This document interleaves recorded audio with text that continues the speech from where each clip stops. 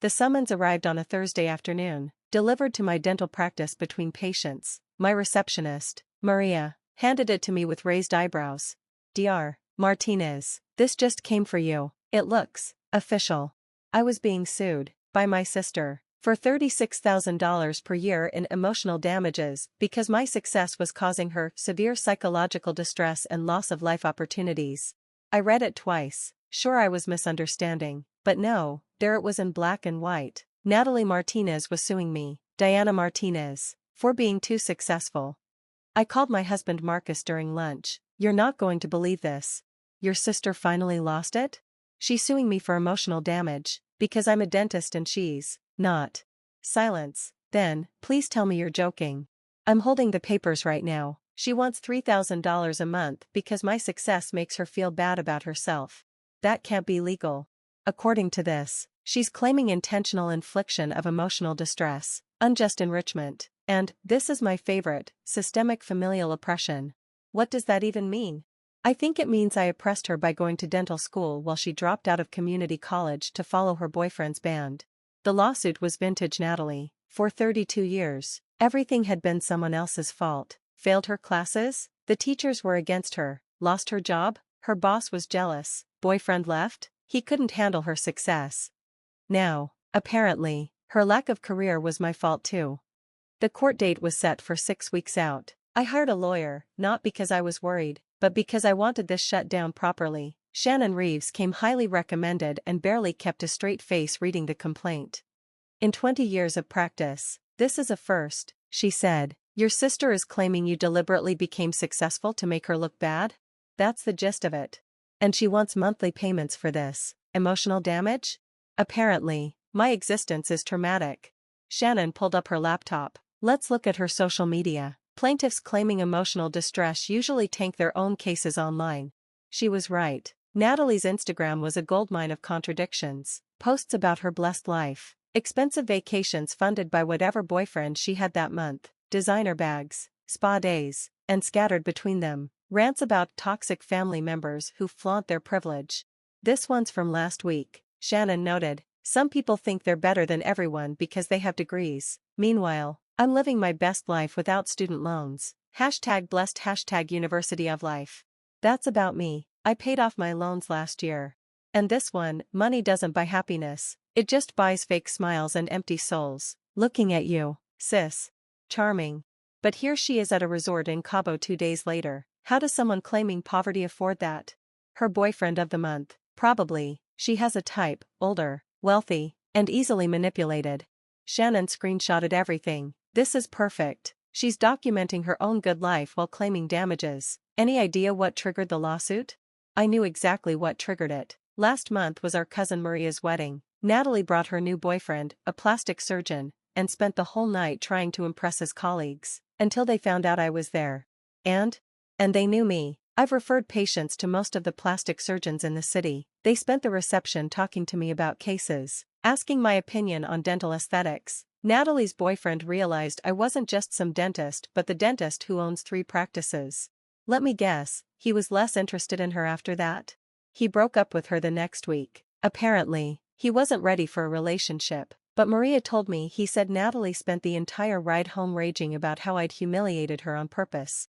Shannon shook her head. "So she's suing you because her boyfriend liked you better?"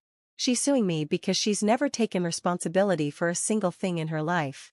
The weeks before the trial were exhausting. Natalie called our parents, aunts, uncles, cousins, anyone who would listen, playing the victim. She claimed I'd sabotaged her throughout our lives, that I'd stolen opportunities from her, that my success was built on her suffering. My mother called, torn between daughters. "Diana, couldn't you just give her something to keep the peace?" "Mom, she's suing me because I have a job. If I give her money now, what's next? A monthly payment because I'm married and she's single? She's struggling. She's 32. At some point, struggling becomes a choice."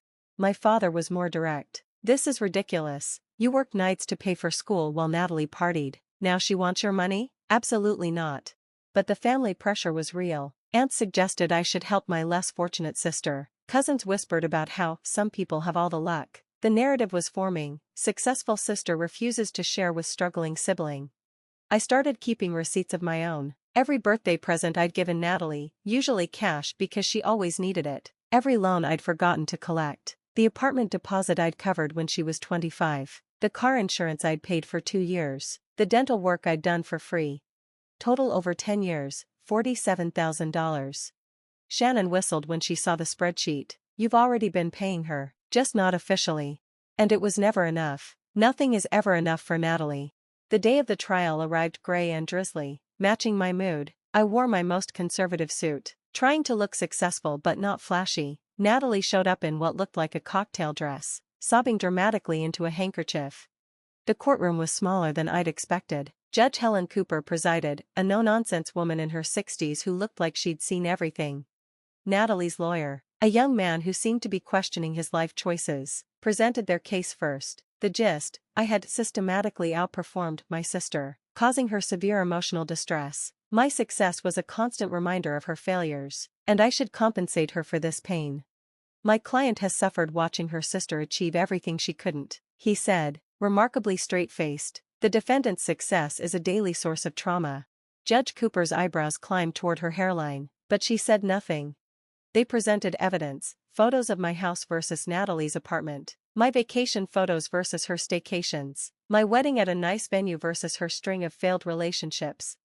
The disparity is clear, the lawyer concluded. The defendant lives a life of luxury while my client struggles. This inequity has caused measurable psychological harm.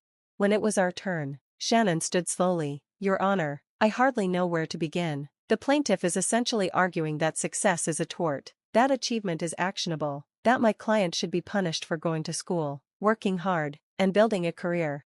The emotional damage is real, Natalie burst out. She makes me feel worthless. Ms. Martinez, Judge Cooper said sharply, you'll have your chance to speak. Shannon continued, methodically destroying their case. She showed Natalie's social media posts bragging about her lifestyle, bank records showing regular deposits from various boyfriends, the spreadsheet of money I'd already given her. Far from causing harm, Dr. Martinez has financially supported her sister for over a decade, Shannon said. The only thing she's guilty of is enabling the plaintiff's refusal to take responsibility for her own choices. Then came character witnesses. My former employee testified that Natalie had asked her to steal from my practice. My cousin revealed that Natalie had tried to seduce her husband, claiming I'd stolen the life she deserved. My mother, reluctantly, admitted that Natalie had been fired from 6 jobs for various schemes and blamed me each time. Finally, it was my turn to testify. I kept it simple, factual, how I'd worked 3 jobs during college, the years of studying while Natalie partied, the risk of opening my own practice, the 60-hour weeks building my business. Did you ever prevent your sister from pursuing education or career opportunities? Shannon asked. No, I offered to pay for her to go back to school multiple times. She refused. Did you ever sabotage her employment? No, I actually got her jobs at 3 different dental offices. She was fired from all of them. Why? Theft, inappropriate behavior with patients, and chronic absence. Natalie's lawyer tried to cross-examine. Isn't it true you've always been jealous of your sister's free spirit? No. That you resented her popularity in high school? No. That you deliberately chose a career you knew she couldn't pursue? I almost laughed. I chose dentistry because I wanted to help people and make a good living. Natalie's life choices didn't factor into my career decisions. But you knew she struggled with science. She struggled with attendance. Hard to pass chemistry when you skip class to follow a band to Coachella. Judge Cooper had heard enough, but before ruling, she turned to Natalie. Ms. Martinez, she said, her voice deceptively mild, I have one question for you. Natalie perked up, probably thinking this was her chance to sway the judge. What have you done to improve your own situation? The courtroom went silent. Natalie's mouth opened and closed like a fish. I've tried, but Diana. No, Judge Cooper interrupted. What have you done? Not what your sister has done or hasn't done. What steps have you taken to education yourself, to build a career, to become financially independent? It's not that simple, Natalie wailed. She had advantages. She's smarter. She's prettier. She got all the luck. I see, and in 32 years, you've never found a single opportunity that wasn't somehow stolen by your sister? She makes me feel. Your feelings are not your sister's responsibility, Judge Cooper said firmly. Your choices are. You're asking this court to order your sister to pay you for being successful. Do you understand how absurd that is? But the emotional damage. The only emotional damage I see here is self-inflicted. You've spent so much time resenting your sister's success that you've forgotten to build your own. Natalie burst into tears, real ones this time. It's not fair. You're right, Judge Cooper said. It's not fair that some people work harder than others. It's not fair that some make better choices. It's not fair that success requires sacrifice. But that unfairness doesn't entitle you to a monthly payment from someone who did the work you refused to do. She turned to the court clerk. This case is dismissed with prejudice. The plaintiff will pay all court costs and the defendant's legal fees. And Ms. Martinez. She looked at Natalie. I strongly suggest you use this as a wake-up call. Your sister doesn't owe you success. No one does. That's something you have to build yourself. Natalie ran from the courtroom, sobbing. Her lawyer packed up quickly, probably already drafting his withdrawal from representation. Outside the courthouse, Shannon shook my hand. That was beautiful. I don't think I've ever seen a judge destroy someone so thoroughly with one question. What have you done to improve your own situation? I repeated. It's the question Natalie's been avoiding her whole life. Think she'll finally get it? Honestly? No. By tomorrow. This will be my fault too. I'll have somehow manipulated the judge, bribed the court, used my dental connections to corrupt justice. I was right. By evening, Natalie was on social media claiming the system was rigged, that successful people always win, that she was a victim of legal oppression. But something interesting happened. The comments weren't sympathetic. Our cousin Maria posted the court transcripts. Other family members shared their own stories of Natalie's schemes and excuses. The narrative shifted. My phone rang. Mom. I'm sorry, she said quietly. I've enabled her, haven't I? Always making excuses, always expecting you to help. We all have, Mom, that's why she is who she is. The judge was right. She needs to improve her own situation. Yeah, but she won't. Not as long as someone else will do it for her. A month later, Natalie moved to Arizona to live with her newest boyfriend. She posted about starting fresh and leaving toxic people behind. She still hasn't spoken to me, which is probably for the best. The bill for legal fees arrived, $18,000. The court ordered Natalie to pay it. She hasn't. Of course, Shannon says we could pursue it. Garnish wages if she ever gets a job, but I let it go. Consider it the final payment on a lifetime of enabling.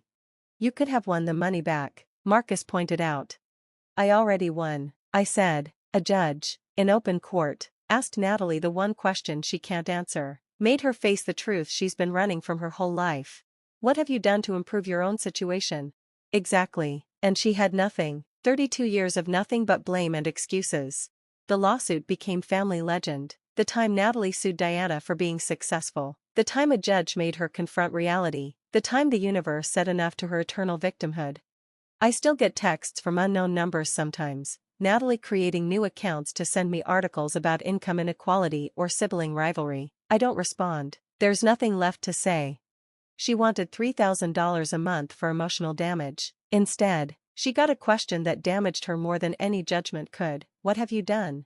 The answer, as always with Natalie, was nothing.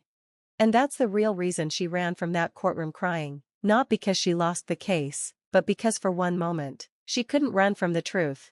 The only person responsible for Natalie's life is Natalie. And apparently, that's the most emotionally damaging truth of all.